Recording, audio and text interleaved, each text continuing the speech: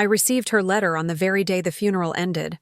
Everyone was busy arguing over who would get the antique set, who would take the diamond necklace she used to wear every Thanksgiving. No one noticed me, quietly slipping into the car, opening the dark cream envelope with the familiar shaky handwriting. Don't let them see you have anything, Mia. People's true nature only shows when they think you've got nothing left to lose. She wrote, I thought her final words would be full of love and tears like in the movies, but no. Instead, they were a survival lesson and a $36 million financial empire.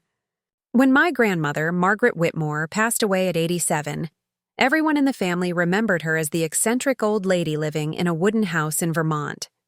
With her hand-knitted sweaters, worn-out slippers, and afternoon tea, always with exactly 3 sugar cubes, she never showed any sign that she had once been the most powerful woman in Massachusetts real estate investment.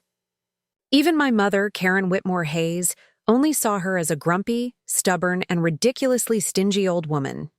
She never gave us Adam when my mom got divorced, never paid for my college tuition, never sent expensive gifts during the holidays. She only gave books, and every time I got excited, my mom would glare at me and say, Mia, you don't need more fairy tale nonsense. But that envelope wasn't a fairy tale. It came with a thick stack of documents from a law firm I had never heard of, confirming that I was the sole heir of Margaret.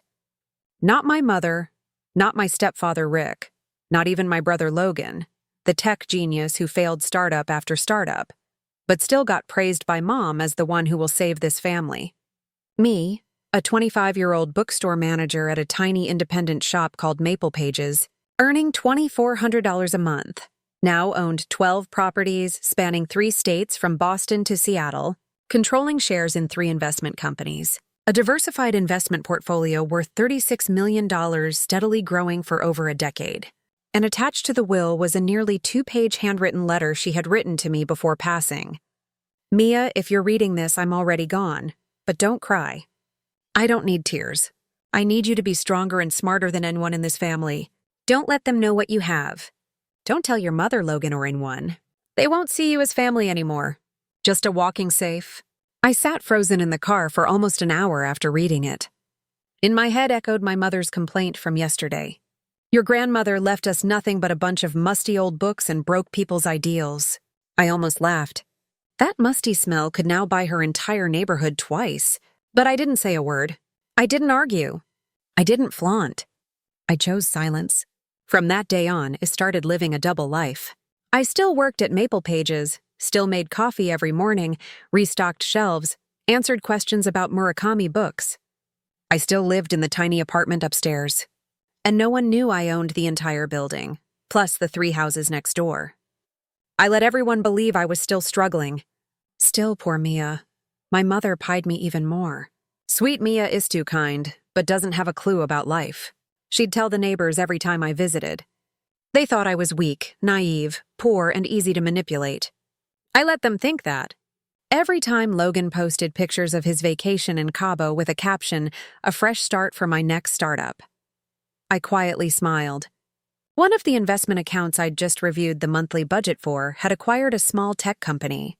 The very one he didn't know had gone bankrupt. 6 months ago, every time my mom called to complain about gas prices, electricity bills, and then vaguely hinted, "Mia, have you saved a bit?" "I want to buy Logan a new laptop so he can start again," I reminded myself. Not yet.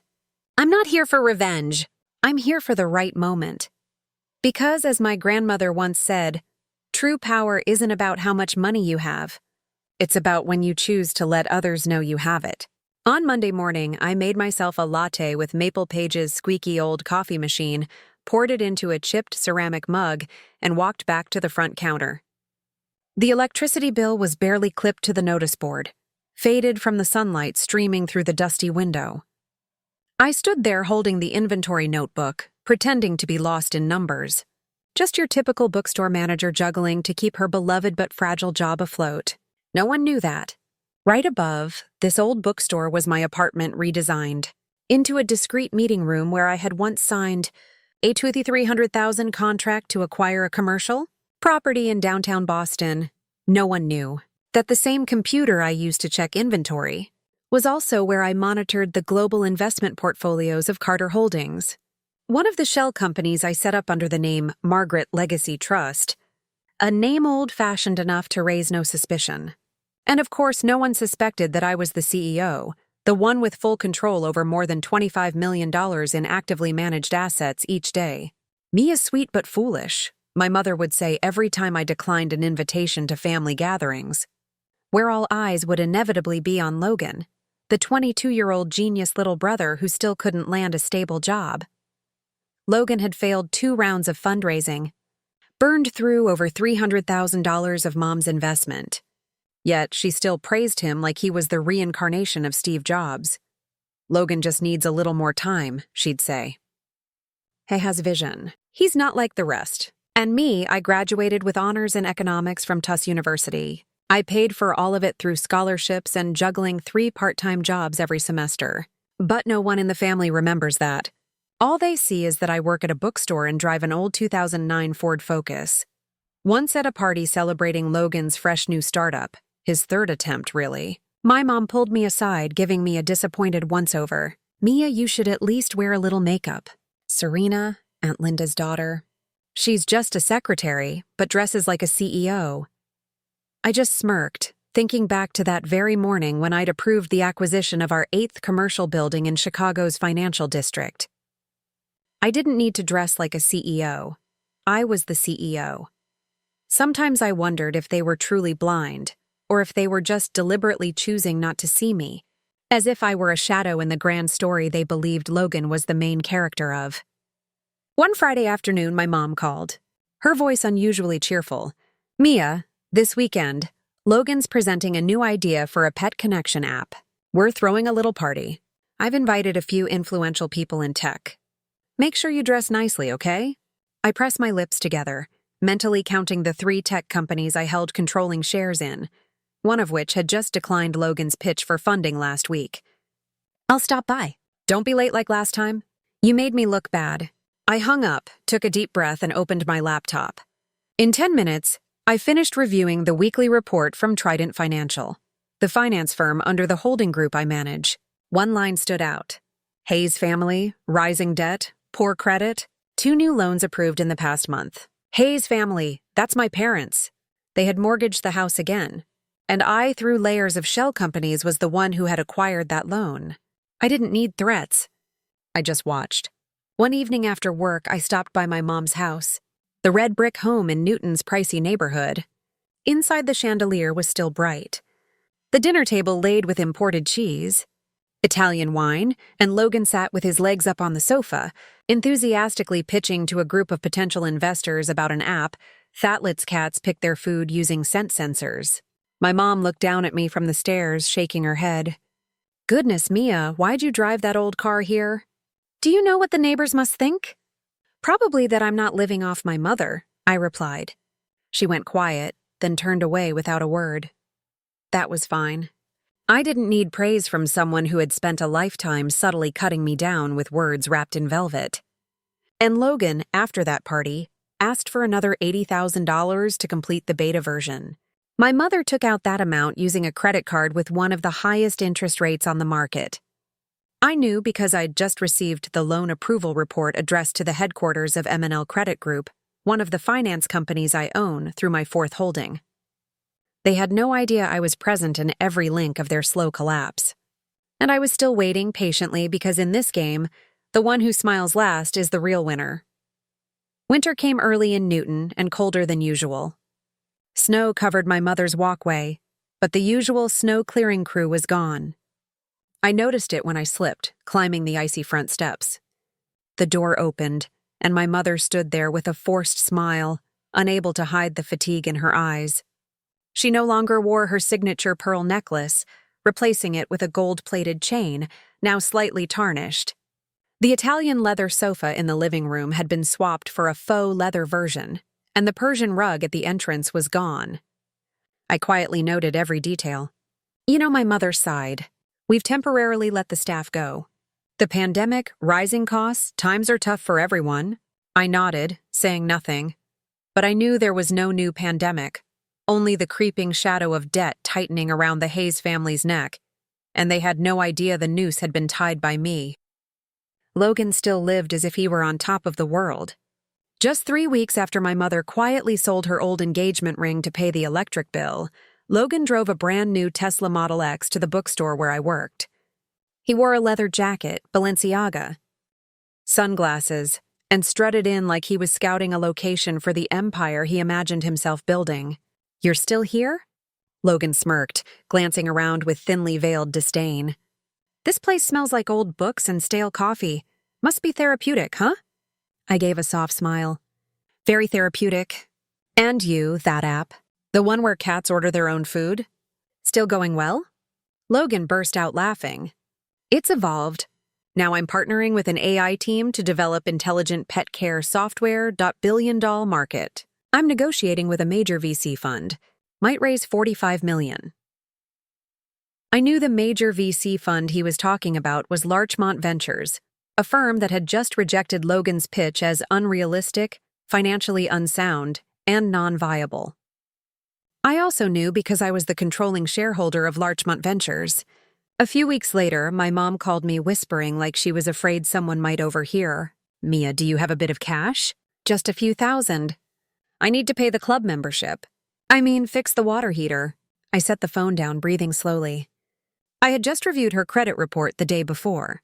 4 credit cards overdue, and she had just received a notice that her privileges at Wellesley Hills Country Club had been revoked. I kept my tone light. "Mom, is the club really that important? Important enough to pretend it's a water heater repair." Silence, then a long, heavy sigh. I just don't want to lose face. "My friends are there. They've been asking why I haven't shown up. I can't tell them I lost my card. I just need a few more months. Logan's launching his new platform soon. Everything will be fine." Nothing was going to be fine. I knew my parents had refinanced the house for the 3rd time in 2 years. The latest through a finance firm called Willow Fund LLC, a name that sounded unfamiliar, but was actually Ashel I created. With the entire loan under my control, I knew my father had begun quietly selling off stock in the company where he used to be a director, trying to cover up hidden debts. I knew my mother had sold her Chanel handbag collection, what she once proudly called irreplaceable class, to pay for the Tesla that Logan didn't even know was registered under her name. But the most painful part wasn't seeing them fall into hardship.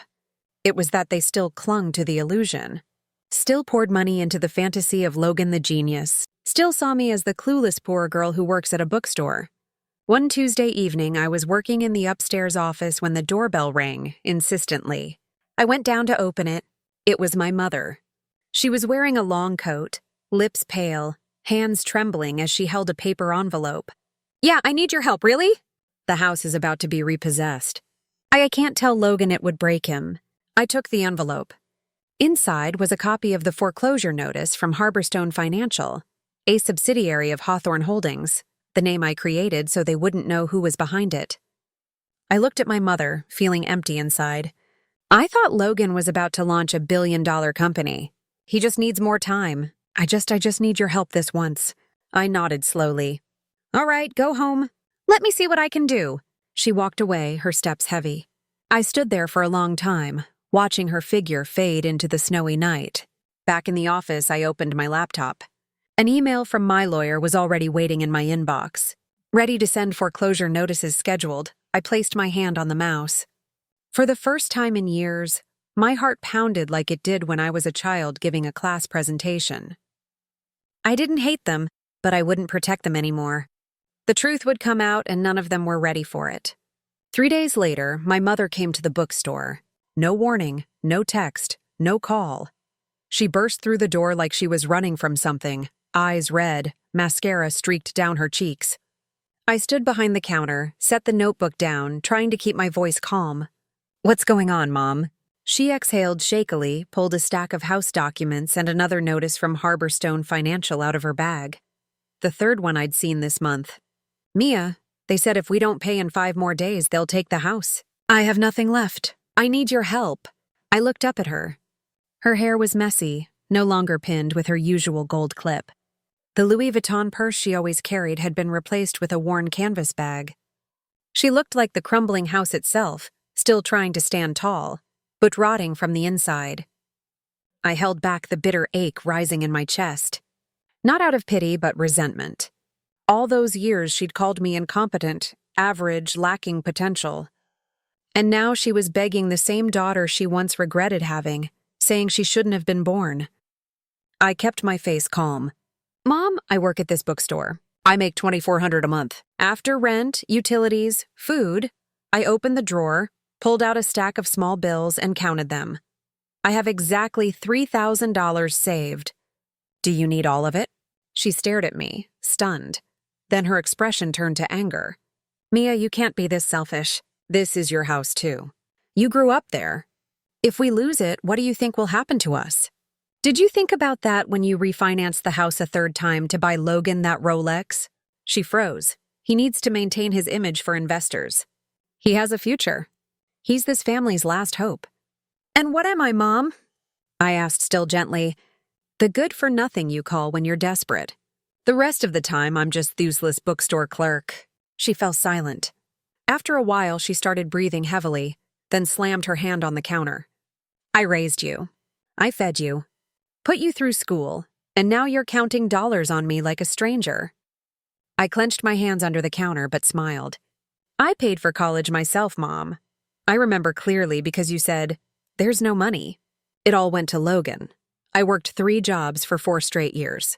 Do you remember that? She looked at me as if she couldn't understand the language I was speaking. I gently pushed the stack of documents back toward her. I'm sorry, but I can't help. That money is all I have. That evening, my father called. No small talk, no asking how I was. He got straight to the point, his voice sharp and commanding like every time he used to yell at me when I was a kid. Mia, your mother said you refused to help. Do you have any idea this family is on the brink? I leaned back in my chair, looking out the window. Chicago at night glittered outside. My office was on the 39th floor, where every signed contract could shift the fate of an entire bloodline. I know, but I don't have much to help with either. Did you forget? Just work at a bookstore. Cut that tone right now, he barked. This isn't the time for jokes. You're a daughter of this family. You can't let your parents lose everything like this. I stayed silent for a moment, then asked, what about Logan? Why don't you ask him? He's prepping for a new round of funding. He needs to keep up appearances. Sweetheart, you don't understand. This world is harsh, especially for young men. Logan has to maintain his image. I let out a soft, steel-legged laugh. And women, they don't need to maintain anything. My father didn't answer. A minute later, his voice dropped heavy. If you won't help, then from now on, you're no longer my daughter. I sat still, quietly ended the call. Not a single tear. The next day, I received a report from my private attorney. All the Hayes family's credit card debt, mortgages, and business loans had officially been acquired by Mia Whitmore Holdings, the shell company I had created. From this day forward, every decision regarding the house, the assets, the credit cards, and even Logan's outstanding student loans were under my control. I texted my lawyer, begin the process, send payment demand notice, 10-day deadline. I returned to the bookstore, made myself a cup of mint tea. There weren't many customers. The soft light spilled across the dusty windows. A strange calm silence filled the air. I sat there, my hand resting gently on a stack of old ledgers, and smiled. They thought I had nothing, and I let them believe that for the past 3 years, but not anymore. The game had begun, and I was the one holding the deck. That morning was cold and gray, the kind of bleakness only found on a day of reckoning. I parked the sleek black Mercedes outside the Suffolk County Courthouse, wearing a light brown trench coat, my hair in a neat bun. Makeup subtle but deliberate. No one could recognize poor bookstore girl Mia in the figure seated silently behind the wheel. I arrived 20 minutes early, not to prepare the documents. Everything had been ready for days, but to observe, to witness the exact moment the Hayes family would officially fall out of their perfect facade. At exactly 8:41 a.m., Logan's scratched silver Tesla rolled into the parking lot. My parents stepped out, straightening their coats, trying to keep composed faces, though my mother's eyes were bloodshot, and my father walked as if the whole world weighed on his back. Logan still wore sunglasses, dragging a file case behind him without so much as glancing at our parents. They didn't know I was there. To them, I was still just a shadow behind the bookstore counter, far from any real power play. Courtroom 6 was packed. Partly media, because the name Hayes Enterprises had once been a respected brand in northeastern real estate, and partly finance people curious to see who the main creditor was. Theone bringing this family to ruin in just 3 years. Judge Wanda Ellison, known for her no-nonsense stance on high society bankruptcies, entered. She struck the gavel civil bankruptcy hearing number 4928, defendants the Hayes family. She glanced at the file, then looked up. Primary creditor, please confirm your presence. I stood up. A murmur spread through the courtroom like a cold wind. My father whipped around, my mother's mouth fell open, and Logan dropped the phone he was holding. Amia Whitmore, I said clearly, the legal representative of Whitmore Holdings, the company that currently owns all of the defendants' outstanding debts with a total estimated value of $12,700,000. No way, my mother whispered, her face pale. Mia, what is this? My father stammered. Don't you work at a bookstore? I turned to them, calm to the point of being unsettling. I still do. I love reading, but that's not all I am. Judge Ellison nodded. Please continue, Miss Whitmore. I opened my briefcase, pulled out the carefully prepared documents, and placed them on the table.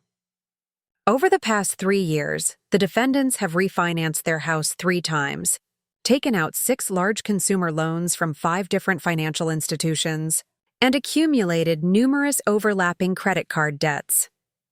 All current lending entities have been acquired by Whitmore Holdings, and I am the legal representative. Mia, how could you do this to your own family? My mother sobbed. You're my daughter. You said I wasn't your daughter anymore when I refused to give you my last $3,000 in savings. Do you remember that? The entire room fell silent. I continued. However, I didn't come here to destroy anyone. I came to offer an opportunity. I placed another folder on the table, sliding it toward the family's lawyer. This is a debt restructuring proposal. If accepted, all debts will be retained without further collection under 3 mandatory conditions. Judge Ellison nodded for me to proceed. I glanced at Logan, then my parents. Condition 1. Logan Hayes will have all access to family credit accounts revoked. He must find a job. No startups, no fundraising, no life-changing ideas. His first job has already been arranged. Sales associate at Pet King Pet Store in Roxbury. Hourly wage 15s, what? Logan shot up furious. You can't force me to take some garbage job like that. I'm a founder. You're a burden. I cut in coldly. And it's time you learned the value of a real hour of labor. The judge banged her gavel. Please continue, Miss Whitmore. I nodded. Condition 2. Mr. and Mrs. Hayes must enroll in a mandatory 12-month financial counseling program with weekly spending reports and may not exceed a personal budget of $2,500 per month. My father clenched his jaw. My mother continued to sob. The final condition, I said slowly. The family must sell the Newton mansion within 45 days. I've already purchased Asmaller House located in a quiet area of Worcester. 3 bedrooms, a loft, a backyard with a plum tree, enough to live, not to show off. The air in the courtroom thickened. Judge Ellison flipped through the documents. This is the most generous restructuring offer I've ever seen. Counsel for the defendants. Does your client agree? The lawyer whispered something to my father. After a moment, he nodded, his face like he had just swallowed ice. We accept. I closed the folder, stood up, and smiled. Not out of victory, but because the truth had finally come to light. As he stepped out of the courtroom, I heard footsteps rushing behind me. Mia, why? My mother gasped, no longer angry, only broken. I turned around, eyes steady. Because you need to understand, I'm not the foolish little girl from the bookstore. I'm the last person you should have underestimated. An hour after the hearing ended, I stood on the front steps of the Suffolk County Courthouse. The wind whipped through my trench coat like it was tearing the final page from a long chapter. Logan sat slumped on a bench near the parking lot, his face drained of color. My mother, her perfectly groomed hair now in disarray, clutched a canvas bag like it was the last thing she had left. My father said nothing, staring at the ground, his forehead damp with sweat. No one dared come near me. No one asked anything. Not a single word of reproach. They had no choice left. Pride was now a luxury they could no longer afford. 3 days later, I received a confirmation email from the car dealership. Logan's pearl white Porsche Taycan had been repossessed, and per my instructions, a 2015 ash gray Toyota Corolla had been delivered to the new address in Worcester. No sunroof, no heated seats, no premium sound system, but enough to get to work if he was actually willing to go. Logan's message came in at 2:14 a.m., just one line. "You've ruined my life." I didn't reply because he needed to learn that his life wasn't ruined by me, but by the privileges he never deserved in the first place. The mansion in Newton was listed for 20% below market value. I was the buyer through a small branch of Whitmore Holdings. This time, no corporate signage, no press coverage, just an ordinary real estate transaction. I didn't need anyone to know. I only needed them to know. My mother called one last time before the move. "Mia, I just want to ask why Worcester?" Her voice was stripped of bitterness with no trace of threat. I smiled softly through the phone. "Because it's quiet and affordable. But I don't belong in a place like that. I used to think the same about myself when you said I wasn't classy enough to sit at the Blackwell family table." Silence stretched. Then she said something I never thought I'd hear from her. "I'm sorry. I didn't know if it was sincere or simply born of desperation, but I didn't need to find out." I just replied quietly. "I hope that for the first time in your life, you live in reality. No illusions, no lies." The following week, I attended a high-end fashion exhibition in New York. Not to shop, but to meet the designer behind the brand Elysian, the label that had produced the frilly green dress my mother forced me to wear to Logan's honor party last year. At the time, she had said, "You have to wear this. It makes you look expensive. At least it'll make people think you have some value." I didn't argue.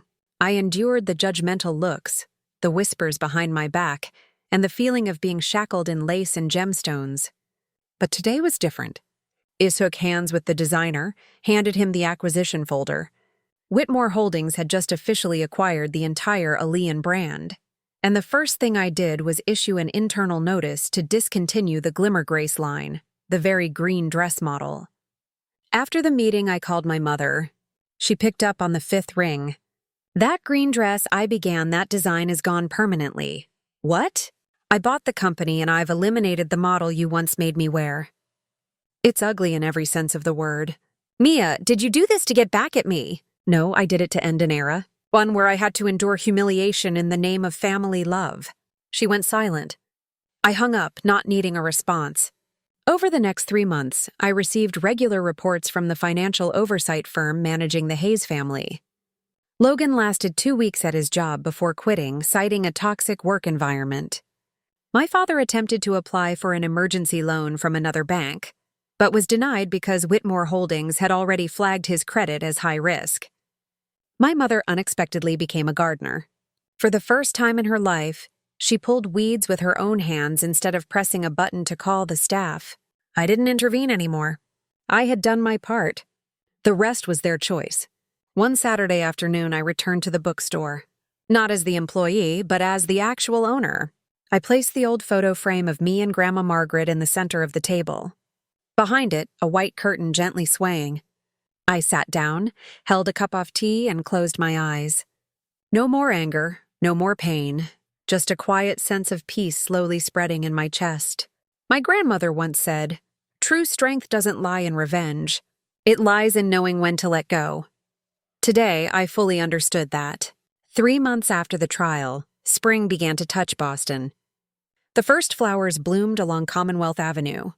But the real change, the slow and silent shift, was not in the parks or sidewalks, but deep inside a small house in the suburbs of Worcester. I sat in my high-rise office, 39th floor of the Whitmore Executive Tower, looking at a screen filled with data from the Financial Oversight Department. The March report on the Hayes family had arrived, and for the first time, I paused at every line: financial status, stable, weekly spending, under the regulated threshold. I attended all 12 financial counseling sessions at the Franklin Center. I didn't believe it right away. I had to call to confirm with the program manager. She gave a small smile. "Mrs. Hayes is the first to arrive every morning." Always sits in the front row, takes detailed notes, and Mr. Hayes. He doesn't say much, but always brings a small ledger, records every single expense. They're genuinely serious. He sat still for a moment. And Logan, according to the HR report from Pet King Roxbury, he had worked for 7 consecutive weeks without missing a shift. For the first time in his life, he was living off his own wages. Logan is very quiet now, the store manager wrote in an email.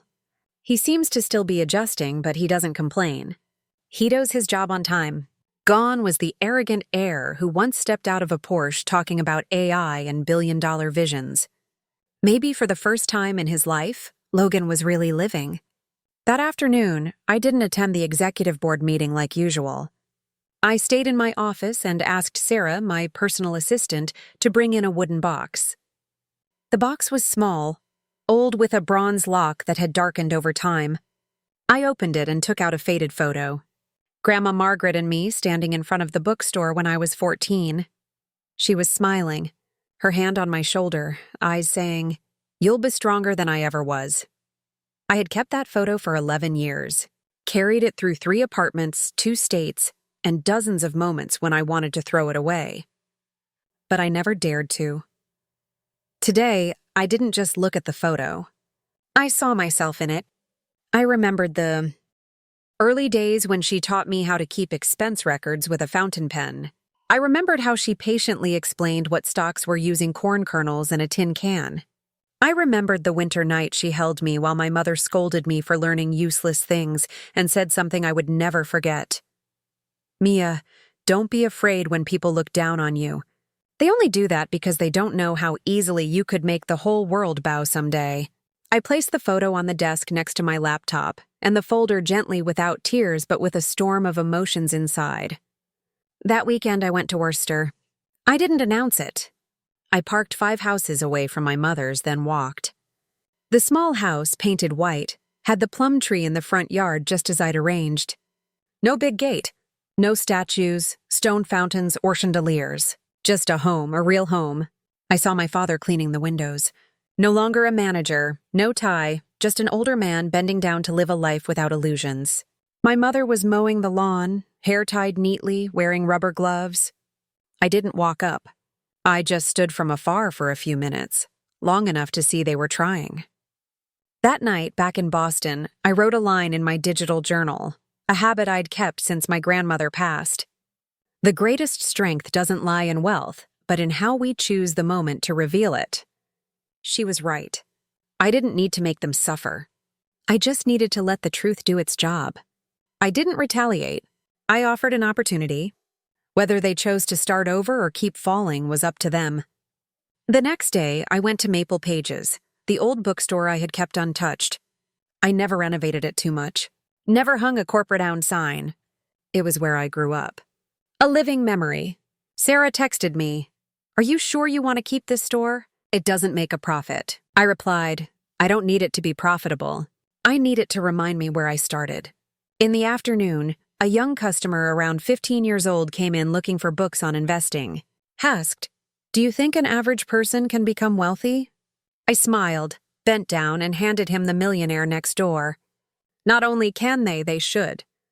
The boy smiled, paid with a few crumpled bills, then walked away, unaware he had just received advice from one of the wealthiest and most discreet female CEOs in the state of Massachusetts. I watched him leave quietly, thinking to myself, let them think you have nothing. When the time comes, show them you have everything. 5 years later, I stood in the grand hall of the Harvard Business School, where crystal lights from the ceiling reflected off polished wooden floors, creating an atmosphere both solemn and quiet. In my hand was a microphone, and in front of me were hundreds of students, young faces full of hope, eager to hear the journey of the anonymous woman of Boston's financial world. I began with a line Grandma Margaret once whispered to me before I left Vermont at 18. "When you're underestimated, you don't need to argue, just prove it with results." The hall went silent. I talked about the days working at an old bookstore, about hiding a multi-million-dollar fortune just to see who loved me for real, and who only loved the wallet I carried. I spoke of family not with resentment, but with the calm of someone who had walked through pain and arrived at the chapter called growth. I shared how I took control of all their debts, but instead of crushing them, I gave them a second chance. Forgiveness doesn't mean forgetting. Forgiveness means choosing not to let that pain imprison your future. After the talk, a young female student approached me shilly. She said her mother once called her a failure for not studying law like she wanted, that she felt invisible in her own family. I looked at her, short hair, eyes still red with emotion, and I saw my younger self. I took her hand. "You're not invisible. You're just waiting for your moment to shine. And when it comes, don't apologize for shining too brightly." My parents' house in Worcester is different now. Not luxurious, not grand, but comfortable and warm. I still visit every few weeks. Not out of obligation, but because I choose to. My mother now volunteers at the local church. And my father, he unexpectedly found joy in growing organic vegetables, and always sends me bundles of lettuce with a scribbled note. Homegrown, truly organic. Logan works for a nonprofit organization that supports startup initiatives for underprivileged youth. Once said to me one evening in our mother's kitchen, "I used to think money was power, but it turns out it's just a tool. The one holding it is what matters." I just nodded, saying nothing, because I knew he had finally understood something it took me nearly a lifetime to learn. Maple Pages remains open every day, now with a small cafe in the back left corner and a bookshelf labeled free if you need it more than I do. I no longer work there directly, but I still come in every week, sit in my old corner, and read a random book to remember the journey I'd taken. On the center wall, I've hung a photo of me and Grandma Margaret, next to a small plaque that reads, "True strength doesn't lie in wealth, but in how we choose to reveal our dignity." Now, I no longer live in two worlds. I don't have to hide, and I don't need to flaunt. I am Mia Whitmore, the woman once deemed unremarkable, once overlooked by her own family, once drowned in the false glow of someone else's spotlight, and now I am the keeper of my own light. Sometimes late at night when the city is quiet, and only a few skyscraper lights flicker in the dark, I sit on the balcony of my apartment, sip a cup of mint tea, and whisper a silent thank you to the past. Thank you for not believing in me. Thank you for underestimating me. Because of that, I learned to believe in myself without anyone's permission. And if you, the one reading this, have ever been told you're not enough, remember this. Your silence today may be the loudest echo of tomorrow. Be patient. Your moment will come. Mia's story is not just a journey to reclaim justice from an unfair family. It's a powerful testament that a person's value doesn't lie in recognition from others, but in how they choose to face pain and grow from it. In real life, many have been underestimated or dismissed just because they didn't fit expectations or didn't show off. But like Mia, when we stay true to ourselves, learn to wait, and live by our real worth, the moment to shine will come, and we won't need to ask for permission. What do you think of Mia's journey and her family's transformation? Share your thoughts in the comments below, and don't forget to follow the channel to explore more heartfelt stories about life, family, and true human.